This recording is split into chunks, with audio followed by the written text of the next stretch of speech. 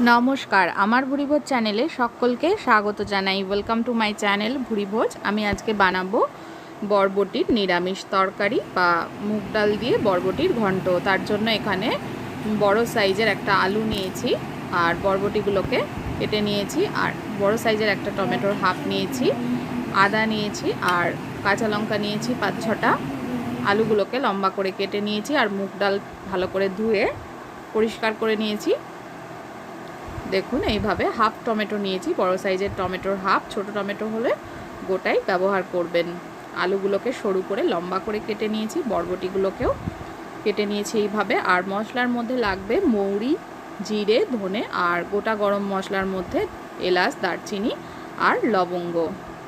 এই সমস্ত মশলাগুলোকে তাওয়ার মধ্যে দিয়ে দিচ্ছি, শুকনো তাওয়া, চাইলে কড়াইয়ের মধ্যেও আপনারা করে নিতে পারেন, শুকনো কড়াইতে। এটাকে 15 সেকেন্ড মতো, 12 থেকে 15 সেকেন্ড মতো নেড়ে চেড়ে নেব। মশলাটা যাতে কালো না হয়ে যায় সেদিকে খেয়াল রাখতে হবে। নাড়তে নাড়তে খুব সুন্দর একটা ফ্লেভার বেরোলেই তাওয়া থেকে চট করে ওটা ঢেলে নিতে হবে। এবার কড়াইতে সর্ষের তেল দিয়ে দিয়েছি, তেলটা গরম করে নিয়ে আলুগুলো দিয়ে দিলাম, লম্বা করে কেটে রাখা আলুগুলো দিয়ে দিলাম। আলু ভাজার সময় এর মধ্যে অবশ্যই নুন দিয়ে দিতে হবে। আলুগুলোকে ভালো করে কিন্তু ভেজে নিতে হবে। দিয়ে দিলাম হলুদ গুঁড়ো, নুন হলুদ ভালো করে মিশিয়ে নিয়ে আলুটাকে লাল করে ভেজে নিতে হবে। ভালো করে লাল করে আলুগুলোকে ভেজে নিয়েছি, এটা তুলে নিলাম। এবার বরবটিগুলো, যেটুকু তেল কড়াইতে ছিল তার মধ্যেই বরবটিগুলো দিয়ে দিলাম। এবার বরবটিগুলো ভেজে নেব। বরবটির মধ্যে দিয়ে দেব নুন। নুনটা দেওয়ার পরে কিন্তু বরবটি থেকে বেশ কিছুটা পরিমাণে জল বেরোবে, ওই জলটা কিন্তু পুরো টানিয়ে নিতে হবে। মশলাটাকে আমি গুঁড়ো করে নিয়েছি, একদম খুব ভালো করে কিন্তু গুঁড়ো করিনি, মশলাটাকে মিহি করে গুঁড়ো করিনি, একটু দানা দানা রয়েছে। বরবটিগুলো ভাজা হয়ে গেছে, বরবটিগুলো তুলে নিয়েছি। এবার কড়াইতে যেটুকু তেল রয়েছে ওর মধ্যে জিরে আর তেজপাতা ফোড়ন দিলাম, জিরে তেজপাতাটা ভেজে নেব। এবার দিয়ে দেব মুগ ডালটা। মুগ ডালটা দিয়ে মুগ ডালটাকে কিন্তু একটু লাল করে ভেজে নিতে হবে। জিরেটা ভালো করে ভেজে নিয়ে তারপরে মুগ ডালটা দিলাম। বড় চামচের 1 চামচ মতন মুগ ডাল দিলাম, দিয়ে এটাকে দেখুন লাল করে ভেজে নিয়েছি, লালচে কালার ধরা শুরু হয়েছে।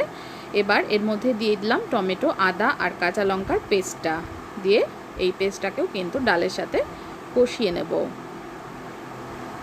যতক্ষণ না একদম শুকনো হয়ে যাচ্ছে ততক্ষণ পর্যন্ত কষাতে হবে। দেখুন ভালোভাবে কষিয়ে নিয়েছি। এবার এর মধ্যে একটু হলুদ গুঁড়ো দিয়ে দিলাম, হলুদ গুঁড়োটাকে মিশিয়ে নিলাম। মিশিয়ে এইবার আমি এর মধ্যে দিয়ে দেব জল।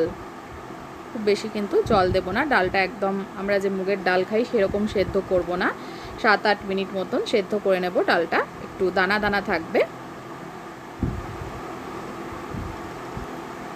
ডালটা সেদ্ধ করে নিয়েছি 7-8 মিনিট মতন, পুরো কিন্তু ডালটা সেদ্ধ হয়নি। এবার এর মধ্যে আমি দিয়ে দেব বরবটি আর আলু ভাজাটা, দিয়ে এটাকে ভালো করে মিশিয়ে নেব। মিশিয়ে শুকনো শুকনো করে নিতে হবে। বরবটি আর আলুটাকে খুব ভালো করে সেদ্ধ করে নেব এবং এই জলটাকে কিন্তু পুরো টেনে নিতে হবে। জলটা পুরো শুকনো শুকনো হয়ে যাবে যখন, তখন দেখবেন যে ডালটাও বেশ খানিকটা সেদ্ধ হয়ে গেছে আর আলু বরবটি খুব ভালোভাবে সেদ্ধ হয়ে গেছে। তবে ডালটা কিন্তু একদম ডালের মতো আগেই বলেছি সেদ্ধ হবে না, একটু দানা দানা থাকবে, যেটা খেতে খাওয়ার সময় মুখে বাঁধলে কিন্তু খুবই ভালো লাগবে। এবার দিয়ে দিলাম ভাজা মশলাটা, যেটা সবার প্রথমে তাওয়ার ওপরে তৈরি করে রেখেছিলাম, সেটা দিয়ে দিলাম। ভালো করে মিশিয়ে নিচ্ছি, আরও একটু শুকনো করে নেব। জলটা পুরো শুকিয়ে গেছে, একদম মাখা মাখা হয়ে গেছে। এবার শেষে এর মধ্যে দিয়ে দেব সামান্য পরিমাণে একটু চিনি। চিনিটা ভালো করে মিশিয়ে নিচ্ছি। চিনিটা ভালো করে মিশিয়ে নিলেই এটা একদম তৈরি হয়ে যাবে বরবটির নিরামিষ ঘন্ট। মুগ ডাল দিয়ে নিরামিষ ঘন্ট একদম তৈরি, গরম গরম ভাতের সঙ্গে খাওয়ার জন্য। রেসিপি দেখার জন্য সকলকে